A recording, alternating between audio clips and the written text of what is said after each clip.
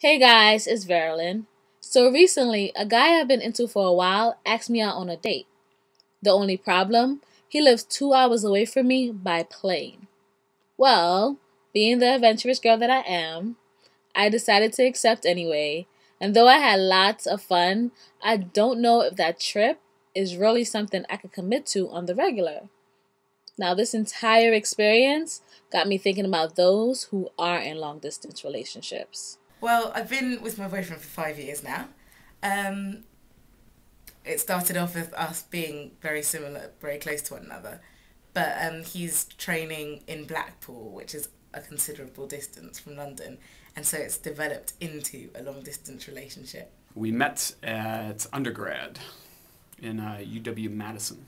And so you both were together in school? Correct. And then you both went your own ways after graduation? Yeah, she went to Minnesota to be a nurse at Mayo, and I stuck around in Madison. I wasn't planning on actually doing a long distance thing because I know Sierra Leonean when, they got to have their girls with them.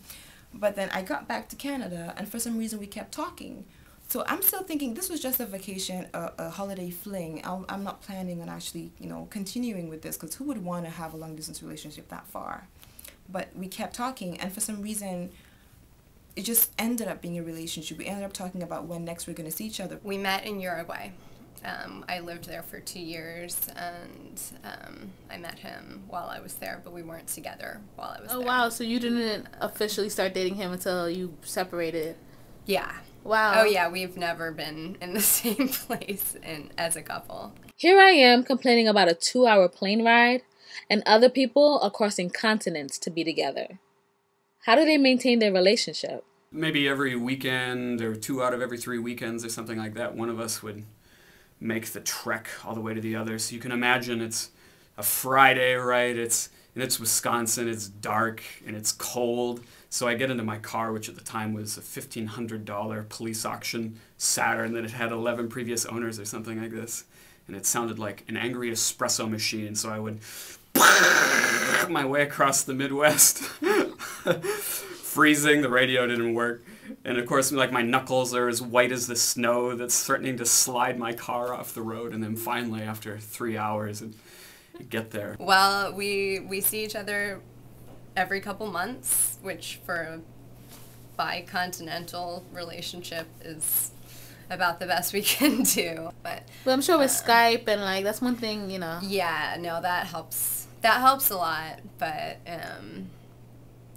it's definitely not the same. What has been the hardest thing to give up? Just not seeing each other. Fine, we see each other, but it's through a computer screen, and it's like, it's not the same. Yeah, like when you get bad news and you just want to hug or something, you can't have that. I have to go and hug my dad instead. So, are there any benefits to a long distance relationship? The long distance part is the hardest part. But when you have a reason for you to sacrifice that, you're willing to sacrifice it even more. For me, it was when I went to England in 2009 to meet him. We had so much fun for that 2 weeks. I mean, I have never been that happy. I'm like, oh my goodness, this is so worth it. And I have some very fond memories of the time too. Like when you would finally arrive, it would be really great to get out of the car and stretch and go get some Chinese food or something like that. And why did you break up? Did she end up coming back? Did she not? She came back, yeah, and then we did the whole, the breakup is a whole nother story a half decade later. Oh, wow. So she came back and then you guys made it work? Yeah, for sure, yeah. Oh, wow. So you said, you had said that you would never do it again. Yeah, that's very true, yeah. But wasn't it worth it? No? I don't regret those times, but I just wouldn't have the patience for it anymore. So, you have any advice for someone that may be thinking about starting a long distance relationship?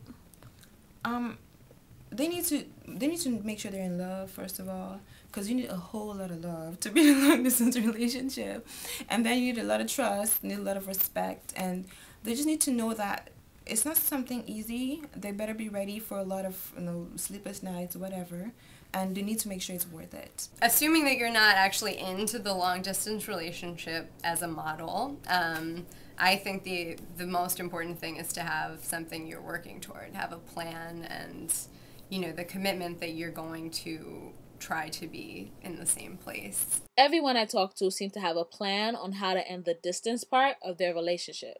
So that definitely seems like a key to making it work. But I guess no matter what, if there's a mutual will, you'll find a way.